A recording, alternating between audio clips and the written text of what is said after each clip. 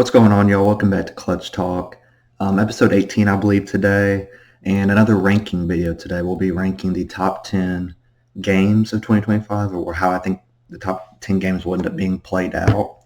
How I rank these today will be based off playoff implications, conference championship implications, just national implications in general. How I think the top 10 games will be based off of that. And yeah, upcoming content coming up soon will be more team previews and then more ranking videos up until the week of week 0. And then I'll be doing my conference predictions, playoff predictions, all that stuff. So be on the look for that. If you're new to the channel and like the content, please subscribe to the channel. It helps a lot. I think 90% of my watchers are not subscribed to the channel, so please subscribe. That will help a lot. And go follow the Instagram and TikTok as well at Clutch Talk Show. With that being said, we're going to get into the rankings of the top 10 games of 2025. I want to start at number 10. And with number 10, I have Florida and Georgia, November 1st, the cocktail party in Jacksonville, Florida. This is probably one that's not in the top 10 for most people, but it is for me because I think this is Florida's best chance of beating Georgia under Billy Napier. They were very competitive last year. They were up at halftime, even despite DJ Lagway getting hurt. They were on their third-string quarterback for most of that game. And that's when Georgia kind of took over that game. But I think this year Florida has a really good chance because I think they have a lot of momentum heading into the season. The spread on it right now is Georgia at 7.5. I made a bold prediction when I say Florida I think will beat Georgia, and I still stand by that. I think they're going to beat Georgia this year because I think Georgia's going to have such a gauntlet of teams early on. I think they're going to get caught up in this is a trap game for Georgia. I think they're going to fall in the trap. I think Florida's going to get them, but I think it has massive implications because if Georgia dominates this game, let's say, and they do a typical Georgia fashion, they win 41-10. That could set a bad precedent for Florida because then you go to Kentucky, to Ole Miss, Tennessee, and Florida State to end the year, and things could fall downhill from there, just momentum-wise and all that stuff. But if Florida wins, that just builds on to what could be a great season and could really save Billy Napier for a long period of time and could set the precedent for what DJ Lagway at Florida can be. And if Georgia loses, and let's say they lose to, Alabama or Texas or Ole Miss, so they go to Jordan Hare and lose, go to Knoxville and lose, Georgia could be knocked out of the playoff very easily by this game if they stumble to another team or even, let's say, 2 other teams and go, 9-3. So this is a very big game for both teams. I think it's more of like a trap game for Georgia and a game they have to win. Florida, it would just be a game where if they win, it would be a huge, huge boost for the program and for momentum moving forward under Billy Napier. So taking my number 10. Number 9, I got Texas A&M going to Texas rivalry week to end the year. This one to me is SEC championship implications because I think Texas A&M is going to be really good this year, as I said in my last video. Obviously, Texas is the preseason number 1 team in the country. And I think both teams are going to have probably only 1 or 2 losses heading into this game to where, let's say, both have 2 losses. This is win or you're out of the playoff kind of thing. And then if they both have 1 loss up to that point, let's say they're both 10-1, it has national championship and SEC championship implications, which is huge. Plus the hatred between both these teams. It's going to be a big rivalry game. It's back, it was back last year and it was a really good thing. It being back once again this year is huge for both programs recruiting-wise as well. Texas A&M is one of the most experienced teams in the country. Texas has a lot of talent. Obviously, Arch Manning, the receiver room's talented, but they are bringing a lot of newness as well, but that defense still will be really good. So that's going to be number 9 for me in best games of the year. Number 8, I have one that's probably not a sexy pick, but it's Notre Dame going to Miami week 1. This one's big because it's a lot of new for both these teams, and it's a good chance to get a signature win early in the year. Notre Dame obviously has the new quarterback. They still have Jeremiah Love, though. They're still going to be one of the best defenses. They were in the national championship game last year. And then you got Miami, who has Carson Beck now at quarterback. They underwhelmed to end the year, not being able to defend and get stops. They revamped that defense, got a new defensive coordinator. So I think this is a really big game just to set the standard for what the season could be. Because Notre Dame beats Miami, A&M's a tough game, obviously, and then at Arkansas, USC. But other than that, pretty workable the rest of the way. And if you look at Miami, if they get the win against Notre Dame, their schedule is extremely workable. Their toughest game outside of that, you get Florida at home, you go to SMU, and that could be it. Miami could have one loss if they beat Notre Dame to end the year. Notre Dame could go undefeated if they beat Notre Dame, or have one loss, however you want to look at it. So this is a big standard. It's a big game just to set the standard of the season and set the benchmark for what the season could be. And I think it starts out week 1 against those two teams. So they come in at number 8. Number 7, I got week 4, Big Ten opener. Penn State gets a home game, whiteout game against Oregon. Night game, week 4. This is kind of what Penn State's been building on the last couple of years. They get Drew Aller's now third year. Nick Singleton, Kaytron Allen, third year. Offensive line, super experience. They revamped the receiver room. The defense is always going to be good, and they have still have a lot of talent this year. It's the all-in year for Penn State. It's like if they don't win it, if they don't make a big run this year, they don't win the championship, probably never will under James Franklin, unfortunately. And it starts with beating Oregon. They lost to them in the Big Ten title game last year, 45-37.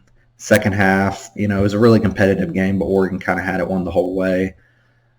I think they have to beat Oregon this year. I think Penn State has to beat Oregon this year because you cannot afford to lose to Oregon and Ohio State, especially again Oregon at home at night, and then lose the Big Ten championship game, let's say, and have 3 losses. I don't think they get in the playoff that way. They have, because I don't think there's any chance for them to have signature wins. Because outside of those two teams, the only signature win they could get signature is Indiana or Nebraska, and I don't think that you can count that really as a signature win. So they have to beat Oregon, in my opinion, in order to give themselves some leeway to where if they don't win the Big Ten championship game, they can still get in the playoff. They have to beat Oregon. And then if you're Oregon, I think you have to beat Penn State as well. I don't think you have to beat Penn State, but I think it could set up for another undefeated season. Because Oregon's schedule, outside of them, their toughest game is USC at home. So if they can beat Penn State, I think you're talking about another potential number 1 overall seed in the college football playoff if you're Oregon. But Penn State, the reason it's number 7 is because Penn State has to win this game in order for them to have a legit chance at a national championship, in my opinion. Number 6, I got LSU going to Alabama November 8th. Alabama embarrassed LSU last year. Wasn't even close. It was 42-13. 35-6 in the fourth quarter. Was never a competitive game. Again, people are talking about LSU. That's kind of like the all-in year. This is the year Brian Kelly has to do something, has to make a change, has to, make the college football playoff, make a run in the playoff.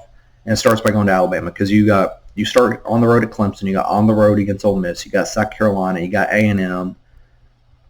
But you get South Carolina A&M at home. Then you got, after A&M, you get a bye week, then go to Alabama. So you're coming off a bye against Alabama, big deal. I think they have to at least be competitive. I'm not saying they have to win this game to get in the playoff because I think with their way their home schedule works out, they can't afford to lose this game. But I think they have to be more competitive than they were last year and at least have to put up a fight and make Alabama work for it. They can't get walked over like they did last year because it would set momentum down. Because then you still have to go to Oklahoma to end the year as well. So I think you have to at least make this game competitive. And I think it'll be a fantastic game between two really good teams. This is more about LSU than Alabama, this game would be. So they come in at number 6. Number 5, I got Clemson at South Carolina. One, because of the way the game went last year, it kind of put South Carolina on the map for this year being at the highly ranked team heading into the season and set the Lenore Sellers as this is the Lenore Sellers team.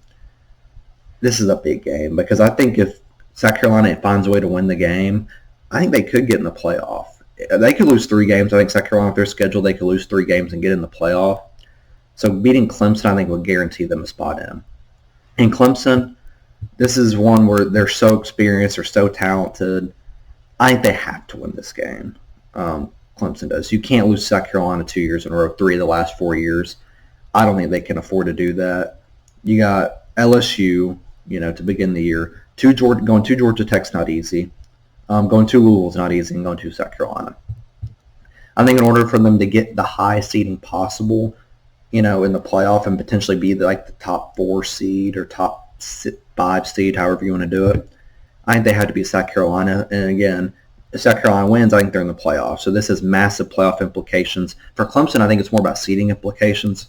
But either way, I think Clemson, in order for them to get a reasonable path, they have to be able to host the first round or be a top 4 seed. So I think they need to win that game. I think South Carolina could be in the playoff with that win. So that comes in number 5. Number 4, I got another week 1 game. I got LSU going to Clemson. Just talked about Clemson. and then I talked about LSU. These are both teams with national championship aspirations. LSU, again, the story behind LSU is they can't win week one. They haven't won week one since they won the national championship in 2019. They need to win this. They think they need to win more than Clemson does. Let me put it that way. If they don't win, though, people are going to overreact to LSU. I don't see it being the end of the world if they don't win, because I think LSU's, like I said, home schedule stuff. I think they still could be in the playoff. If they win, I think you're talking about a really special season on the horizon for LSU. And then for Clemson, they could lose this game, still make the playoff. But if they win the game at home, especially being at home, you get that signature win, their schedule stacks up potentially for a really successful season, especially if they beat LSU in handily fashion. I think they could potentially have a monster year. It sets up. And then if LSU gets dog walked by Clemson, I think Brian Kelly's seat gets very warm very quickly, and things could get out of hand for LSU. And I think it could be the end of the Brian Kelly era if they get dog walked that game. I think LSU needs to be competitive, needs to make it a close game, needs to show some signs of progress. And so that's a monumental game. Week one comes at number 4. Number 3, I got Alabama going to Georgia September 27th. It was, in my opinion, the game of the year last year in college football. It's going to be a top 3 game this year. Anytime those two teams meet, it's going to be up there. And again, Kirby Smart's trying to topple this Alabama curse that's been hanging over him for God knows how long. And I think this is the year he can do it. But it's also a lot of newness between both teams, and I think you're going to see Ty Simpson has to go to Florida State and has to play Wisconsin early on. So I think we'll kind of understand what Alabama's quarterback situation is going to look like and what their team's going to look like early on. Georgia's different because they have a lot more easier 3 games before Alabama. I say that they go to Neyland. But outside of that, I think they're still kind of like we're waiting to see what Gunnar Stockton is, waiting to see what the team is overall.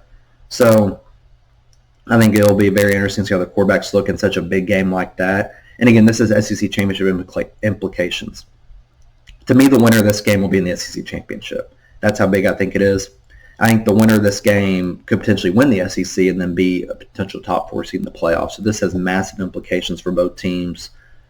And I think Georgia has to win this one just to get the Alabama thing off their back. Number 2, I'm going with Penn State at Ohio State November 1st. I think this is the year Penn State has to beat them. This is a year of must for Penn State just because of what's behind them. The notion around James Franklin is he can't win the big game. Oregon's a really good chance to win a big game, especially at home. And then if you can go to Ohio State in a year where Ohio State's kind of coming off the national championship, a lot of new, you have Penn State who has a lot of experience. This is the year that I think Penn State fans and James Franklin have been waiting for to finally topple Ohio State for the first time since the famous block kick. So I think this is one where Penn State either has to make it like a last-second loss or they win the game. I think they have to.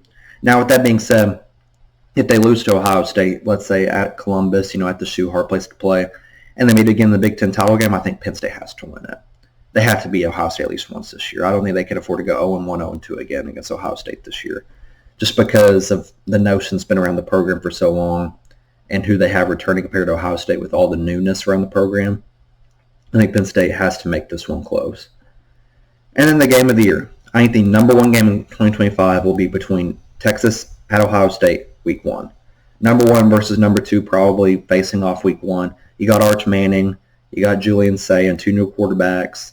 You got 2 new offensive lines, 2 really good defenses still, 2 of the most talented teams in football. A rematch of the semifinal last year. This is going to be a heck of a game.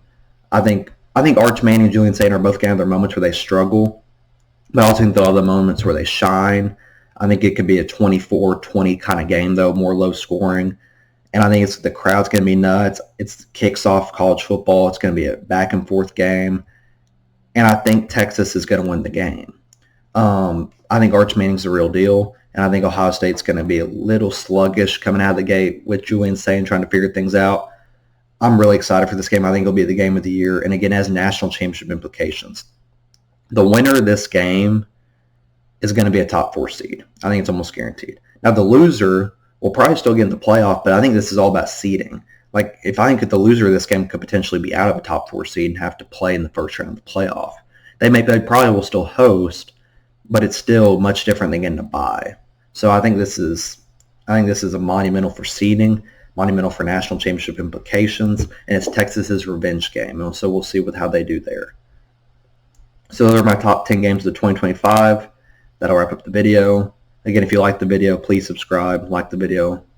Helps the channel a lot. Again, more team previews and rankings coming soon. College football is about 2 weeks away. So super excited. Hope you all enjoyed the video. See you.